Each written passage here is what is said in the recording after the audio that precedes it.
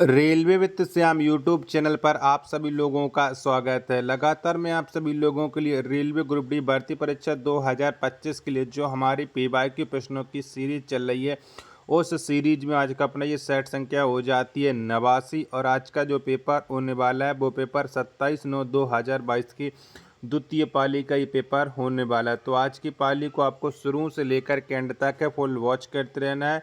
आज की वीडियो पसंद आए तो प्लीज़ आप लोग इस वीडियो को लाइक और चैनल को आप लोग सब्सक्राइब करना बिल्कुल ना भूलें।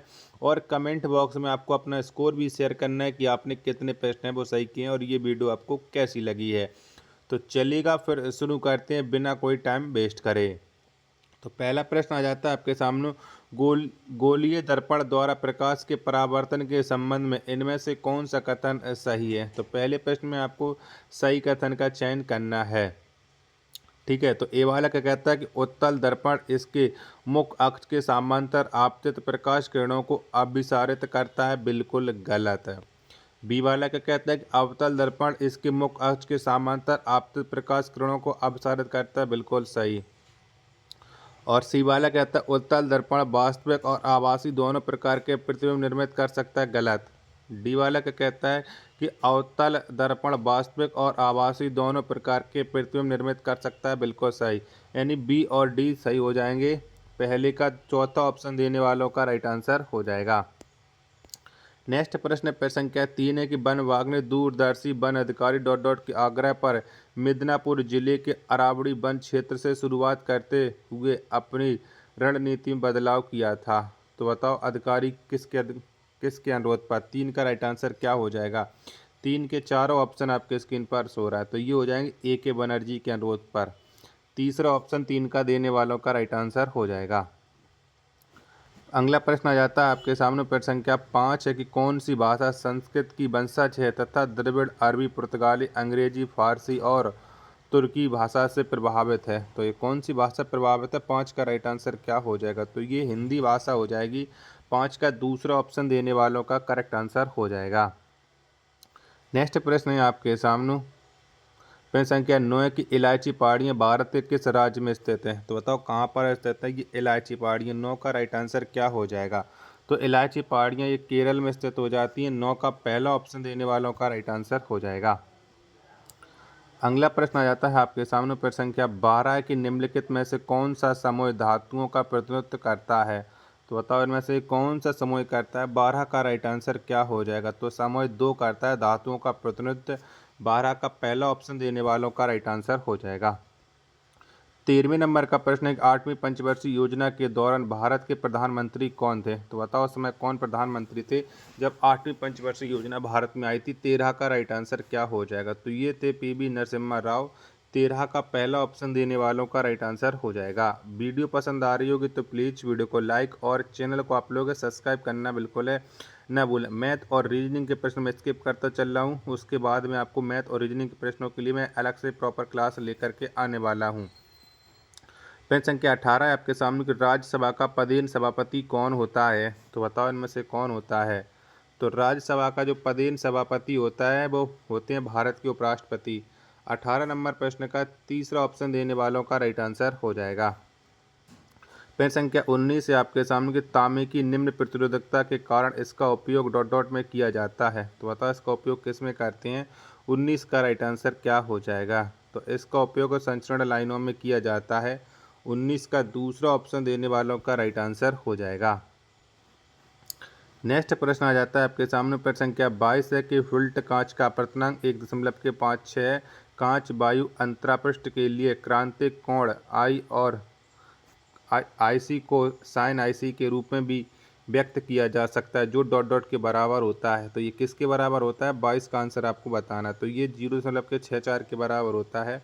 यानी 22 का पहला ऑप्शन देने वालों का राइट आंसर हो जाएगा।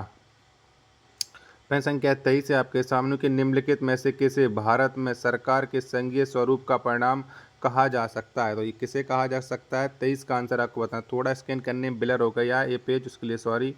तो इसका राइट आंसर हो जाएगा दूसरा वाला ऑप्शन कि बहुस्तरीय सरकार, संघ, राज्य और स्थानीय। दूसरा ऑप्शन देने वालों का राइट आंसर हो जाएगा। चलिएगा। अगला प्रश्न है आपके सामने, प्रश्न संख्या 24 है कि सामान्य सूत्र CnH2n-2 निम्न में से किसको दर्शाता है। तो बताओ ये किसको दर्शाता है। 24 का राइट आंसर क्या हो जाएगा। तो ये सूत्र है वो एल्काइन को दर्शाता है। 24 का चौथा ऑप्शन देने वालों का राइट आंसर हो जाएगा। अगला प्रश्न है आपके सामने, प्रश्न संख्या 26 है कि कृत्रिम किडनी के उपयोग से नाइट्रोजन युक्त अपशिष्ट को हटाने की प्रक्रिया डॉट डॉट कहलाती है। तो बताओ ये प्रक्रिया क्या कहलाती है। 26 का राइट आंसर क्या हो जाएगा। 26 के चारों ऑप्शन आपके स्क्रीन पर शो हो रहा है। तो ये प्रक्रिया हीमोडायलिसिस कहलाती है। दूसरा ऑप्शन देने वालों का राइट आंसर हो जाएगा। नेक्स्ट प्रश्न है आपके सामने, प्रश्न संख्या 28 है कि दी गई अभिक्रिया डॉट डॉट का उदाहरण है। तो ये अभिक्रिया किसका उदाहरण है ये आपको बताना है। 28 का राइट आंसर क्या हो जाएगा। 28 के चारों ऑप्शन आपकी स्क्रीन पर ये रहे। तो ये अभिक्रिया विस्थापन अभिक्रिया का उदाहरण हो जाएगी। 28 का दूसरा ऑप्शन देने वालों का राइट आंसर हो जाएगा। प्रश्न संख्या 29 है कि भारत में स्वशासन प्राप्त करने के उद्देश्य से सितंबर 1916 में मद्रास में भारतीय राष्ट्रवादी बाल गंगाधर तिलक और भारतीय स्वतंत्रता सेनानी डॉट डॉट द्वारा होम रूल लीग की स्थापना की गई थी। तो बताओ किसके द्वारा ये होम रूल लीग की स्थापना हुई थी। 29 का आंसर आपको बताना है। 29 के चारों ऑप्शन आपकी स्क्रीन पर शो रहा है। तो ये एनी बेसेंट के द्वारा दूसरा ऑप्शन देने वालों का राइट आंसर हो जाएगा। नेक्स्ट प्रश्न है प्रश्न संख्या 31 आ जाता है आपके सामने की southern petrochemical institute corporation limited, जिसे SPIC लिमिटेड के नाम से भी जाना जाता है, कृषि पोषक तत्व और उर्वरक क्षेत्र की कंपनी है। इसके द्वारा स्थापित देश का पहला और सबसे बड़ा फ्लोटिंग पावर प्लांट होने का दावा किया जाने वाले captive floating solar power plant को औपचारिक रूप से मार्च 2022 में किस जगह शहर के समुद्री तट पर स्थापित किया गया। तो इसे कहाँ पर स्थापित किया गया ये आपको बताना है। 31 का राइट आंसर क्या हो जाएगा। तो ये किया गया तूतुकुड़ी में। 31 का चौथा ऑप्शन देने वालों का राइट आंसर हो जाएगा। नेक्स्ट प्रश्न आ जाता है आपके सामने, प्रश्न संख्या 34 है कि जब प्रकाश जल से होते हुए हवा में प्रवेश करता है तो उसका या उसकी डॉट डॉट बदल जाती है। तो बताओ उसका क्या बदल जाता है। 34 का आंसर आपको बताना है। तो जब प्रकाश जल से होते हुए हवा में प्रवेश करता है तो उसकी चाल बदल जाती है। 34 का चौथा ऑप्शन देने वालों का राइट आंसर हो जाएगा। अगला प्रश्न आ जाता है आपके सामने, प्रश्न संख्या 37 है कि ऋण की अवधि के दौरान बदलने वाली ब्याज दरों के लिए प्रयुक्त शब्द क्या है। तो बताओ प्रयुक्त शब्द क्या है। 37 का आंसर आपको बताना है। तो ये हो जाएगा अस्थिर दर। क्या अस्थिर दर। 37 का तीसरा ऑप्शन देने वालों का राइट आंसर हो जाएगा। आशा और उम्मीद करता हूँ आप सभी लोगों को ये वीडियो ज़रूर पसंद आ रही होगी। तो प्लीज़ वीडियो को लाइक और चैनल को आप लोग सब्सक्राइब करना बिल्कुल न भूलें। नेक्स्ट प्रश्न है प्रश्न संख्या 39 है कि 2022 में IBS जूडो ग्रैंड प्रिक्स में पदक जीतने वाले पहले भारतीय कौन बने। तो बताओ पहले भारतीय कौन बने थे। तो इसमें पहले भारतीय बने थे कपिल परमार। 39 का दूसरा ऑप्शन देने वालों का राइट आंसर हो जाएगा। प्रश्न संख्या 40 है आपके सामने कि प्रकाश संश्लेषण के दौरान उत्पन्न होने वाला गैसीय अपशिष्ट उत्पाद डॉट डॉट होता है। तो बताओ कौन सा होता है गैसीय अपशिष्ट उत्पाद। 40 का राइट आंसर क्या हो जाएगा। तो ये होता है ऑक्सीजन। 40 का पहला ऑप्शन देने वालों का राइट आंसर हो जाएगा। अगला प्रश्न आ जाता है आपके सामने, प्रश्न संख्या 42 है कि 1 मार्च 2022 को राष्ट्रीय बाल अधिकार संरक्षण आयोग ने अपना डॉट डॉट स्थापना दिवस मनाया। तो इसने अपना कौन सा स्थापना दिवस मनाया था। 42 का राइट आंसर क्या हो जाएगा। तो इसने अपना 70वां स्थापना दिवस मनाया। 42 का चौथा ऑप्शन देने वालों का राइट आंसर हो जाएगा। नेक्स्ट प्रश्न है प्रश्न संख्या 44 है आपके सामने की दी गई रासायनिक अभिक्रिया में फेरस सल्फेट का रंग कैसा होता है। तो बताओ इस अभिक्रिया में फेरस सल्फेट का रंग कैसा हो जाएगा। 44 का आंसर आपको देना है। तो इसका रंग होता है हरा। 44 का चौथा ऑप्शन देने वालों का राइट आंसर हो जाएगा। चलेगा। अगला प्रश्न आ जाता है आपके सामने प्रश्न संख्या 46 है कि भारत सरकार द्वारा 2016 में बनाए गए उस प्रकोष्ठ का नाम क्या है जिसमें भारत में कोरियाई निवेश को बढ़ावा देने के लिए एक समर्पित टीम की स्थापना की गई है। तो बताओ क्या हो जाएगा उस प्रकोष्ठ का नाम। 46 का राइट आंसर क्या हो जाएगा। तो ये हैं आपके चार ऑप्शन सामने, इसी में से आपको डिसाइड करना है। तो ये हो जाएगा कोरिया प्लस। पहला ऑप्शन देने वालों का राइट आंसर हो जाएगा। अगला प्रश्न आ जाता है आपके सामने,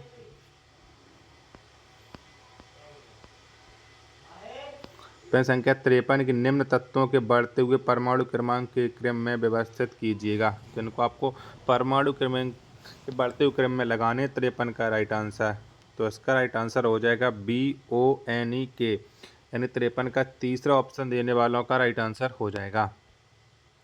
चलिएगा अगला प्रश्न आ जाता है आपके सामने। प्रश्न संख्या 58 की डॉट डॉट लैक्टिक अम्ल के प्राकृतिक स्रोतों में से एक है, तो बताओ इनमें से कौन सा है। तो लैक्टिक अम्ल के प्राकृतिक स्रोतों में से जो एक हो जाता है वो दही हो जाता है।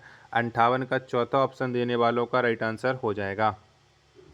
प्रश्न संख्या 59 है आपके सामने की चुंबकीय बल रेखाओं के किसी बिंदु पर आरेखित डॉट डॉट से चुंबकीय क्षेत्र की दिशा ज्ञात की जा सकती है। तो किससे ज्ञात की जा सकती है, 59 का आंसर आपको बताना। तो ये इस प्रजा से ज्ञात की जा सकती है। 59 का चौथा ऑप्शन देने वालों का राइट आंसर हो जाएगा। चलिएगा अगला प्रश्न आ जाता है आपके सामने। प्रश्न संख्या 62 है कि किस मौसम में दोपहर के समय वे शुष्क और गर्म हवाएं चलती हैं जिन्हें लू के रूप में जाना जाता है। तो लू है, ये कब चलती है, 62 का आंसर आपको देना है। तो ये गर्मी का मौसम में लू की हवाएं चलती हैं। 62 का पहला ऑप्शन देने वालों का राइट आंसर हो जाएगा। अगला प्रश्न है प्रश्न संख्या 63 है आपके सामने कि HIV संचरण के संबंध में निम्न में से कौन सा कथन गलत है। तो बताओ HIV के बारे में गलत कथन कौन सा हो जाएगा। HIV के चारों ऑप्शन आपके स्क्रीन पर ये रहे। तो इनमें गलत हो जाएगा किसी मच्छर द्वारा HIV संक्रमित व्यक्ति को काटने के बाद उस मच्छर के काटने से HIV संचरित हो सकता है, ये गलत हो जाएगा। पहला ऑप्शन देने वालों का राइट आंसर हो जाएगा। अगला प्रश्न है प्रश्न संख्या 65 कार्बन युग्मों में गलित अवस्था में विद्युत चालन क्यों नहीं होता है। तो क्यों नहीं होता है ये आपको बताना। 65 नंबर प्रश्न का राइट आंसर क्या हो जाएगा। 65 के चारों ऑप्शन आपके स्क्रीन पर ये रहे। तो ये इसलिए नहीं होता है कि क्योंकि कार्बन युग्मों के आबंध में कोई आयन ना बनने के कारण। तीसरा ऑप्शन देने वालों का राइट आंसर हो जाएगा। चलिएगा अगला प्रश्न है आपके सामने प्रश्न संख्या 67 की दी गई रासायनिक अभिक्रिया में कैथोड के पास कौन सा उत्पाद बनता है। तो बताओ कौन सा उत्पाद बनता है कैथोड के पास। 67 का राइट आंसर क्या हो जाएगा। 67 के चारों ऑप्शन आपके स्क्रीन पर ये रहे। तो इसमें बनता है NaOH और H2। दूसरा पहला ऑप्शन देने वालों का राइट आंसर हो जाएगा। प्रश्न संख्या 68 है आपके सामने कि भारतीय संविधान के अनुच्छेद में पंचायतों को परिभाषित किया गया है। तो बताओ पंचायतों का वर्णन कौन से अनुच्छेद में मिलता है। 68 का राइट आंसर क्या हो जाएगा। तो यह अनुच्छेद 243। 68 का दूसरा ऑप्शन देने वालों का राइट आंसर हो जाएगा। 69 नंबर का प्रश्न है आपके सामने कि पारिस्थितिकी तंत्र में विभिन्न पोषी स्तरों के माध्यम से ऊर्जा प्रवाह डॉट डॉट। तो बताओ ऊर्जा प्रवाह कैसी होती है। 69 का आंसर क्या हो जाएगा। 69 के चारों ऑप्शन आपके स्क्रीन पर शो रहा है। तो इसका राइट आंसर हो जाएगा प्रत्येक उच्चतर पोषी स्तर के साथ कम हो जाता है। तीसरा ऑप्शन देने वालों का राइट आंसर हो जाएगा। प्रश्न संख्या 70 है आपके सामने कौन सा भारतीय शहर FIH हॉकी पुरुष विश्व कप 2023 का मेजबान है। तो बताओ कौन था ये। 70 का राइट आंसर क्या हो जाएगा। तो ये मेजबान राज्य था उड़ीसा। 70 का चौथा ऑप्शन देने वालों का राइट आंसर हो जाएगा। 71 नंबर का प्रश्न है आपके सामने कि एक लघु पथित परिपथ में धारा डॉट डॉट। तो बताओ धारा कैसी होती है। 71 का राइट आंसर, तो इसमें होती है धारा अत्यधिक तेजी से बढ़ती है। 71 का दूसरा ऑप्शन देने वालों का राइट आंसर हो जाएगा। 72 नंबर का प्रश्न है कि किस कोशिकांग को कोशिका की आत्महत्या की थैली के रूप में जाना जाता है। तो किसे जाना जाता है कोशिका की आत्महत्या के थैली के रूप में। 72 का राइट आंसर क्या हो जाएगा। तो ये लाइसोसोम को जाना जाता है। पहला ऑप्शन देने वालों का राइट आंसर हो जाएगा। वीडियो पसंद आ रही होगी तो प्लीज़ वीडियो को लाइक और चैनल को आप लोग सब्सक्राइब करना बिल्कुल ना भूलें। चलिएगा अगला प्रश्न देखते हैं कि अगला प्रश्न कौन सा आ जाता है। तो प्रश्न संख्या 78 के सुन्नी और सिया किस धर्म या पंथ के दो प्रमुख संप्रदाय हैं। तो बताओ सिया और सुन्नी का संबंध किससे हो जाता है। 78 का आंसर आपको बताना है। 78 के चारों ऑप्शन आपके स्क्रीन पर शो रहा है। तो ये संबंध रखते हैं इस्लाम धर्म से। 78 का दूसरा ऑप्शन देने वालों का राइट आंसर हो जाएगा। नेक्स्ट प्रश्न है आपके सामने प्रश्न संख्या 81 कि भारत में राष्ट्रीय एकता दिवस 31 अक्टूबर डॉट डॉट के जन्म दिवस के अवसर पर मनाया जाता है। तो किसके जन्म दिवस के अवसर पर ये राष्ट्रीय एकता दिवस मनाते हैं। 81 का राइट आंसर क्या हो जाएगा। तो ये मनाते हैं सरदार वल्लभ भाई पटेल के जन्मदिन के अवसर पर। 81 नंबर प्रश्न का दूसरा ऑप्शन देने वालों का राइट आंसर हो जाएगा। नेक्स्ट प्रश्न आ जाता है आपके सामने प्रश्न संख्या 83 के प्रतिरोध को प्रदर्शित किया जाता है। तो किससे प्रदर्शित करते हैं प्रतिरोध को, ये आपको बताना है। 83 नंबर प्रश्न का राइट आंसर 83 के चारों ऑप्शन आपकी स्क्रीन पर ये रहे। तो ये करेक्ट आंसर हो जाएगा किया गया कार्य अपॉन आवेश गुणित धारा। पहला ऑप्शन देने वालों का राइट आंसर हो जाएगा। चलिएगा अगला प्रश्न है आपके सामने प्रश्न संख्या 86 कि मानव तस्करी के खिलाफ विश्व दिवस के अवसर पर राष्ट्रीय बाल अधिकार संरक्षण आयोग ने अगस्त 2022 में भारत के 75 सीमावर्ती जिलों में बाल तस्करी से आज़ादी नामक अभियान शुरू किया। तो एक कितने दिवसीय अभियान था। 86 का राइट आंसर क्या हो जाएगा, तो ये 25 दिवसीय अभियान था। तीसरा ऑप्शन देने वालों का राइट आंसर हो जाएगा। पेन संख्या 87 आपके सामने की एटीपी का पूर्ण रूप क्या है, तो बताओ एटीपी का फुल फॉर्म क्या हो जाएगा। 87 नंबर प्रश्न का राइट आंसर, तो इसका राइट आंसर हो जाएगा एडिनोसिन ट्राइफॉस्फेट है। तीसरा ऑप्शन देने वालों का राइट आंसर हो जाएगा। चलिएगा अगला प्रश्न आ जाता है आपके सामने पेन संख्या 90 की निम्नलिखित में से कौन सा गर्भ निरोधन की रोध विधि का उदाहरण है। तो बताओ कौन सा हो जाएगा। 90 नंबर प्रश्न का राइट आंसर 90 के चारों ऑप्शन आपके स्क्रीन पर ऐसे हो रहे हैं। तो ये हो जाएगा कंडोम। तीसरा ऑप्शन देने वालों का राइट आंसर हो जाएगा। अगला प्रश्न प्रश्न संख्या 92 आ जाता है कि जब मुख्य नदियाँ एक दूसरे के समांतर बहती हों और सहायक नदियाँ उनसे समकोण पर मिलती हों तो ऐसे प्रतिरूप को अपवाह्य प्रतिरूप कहते हैं। तो ऐसे कौन सा अपवाह्य प्रतिरूप कहते हैं। 92 का आंसर आपको बताना है। तो इसे कहा जाता है जालीनुमा। पहला ऑप्शन देने वालों का राइट आंसर हो जाएगा। चलिएगा अगला प्रश्न है आपके सामने पेन संख्या 95 की एल लंबाई, आर त्रिज्या और पी प्रतिरोधकता वाले एक तार का प्रतिरोध होगा। तो इसका प्रतिरोध क्या होगा।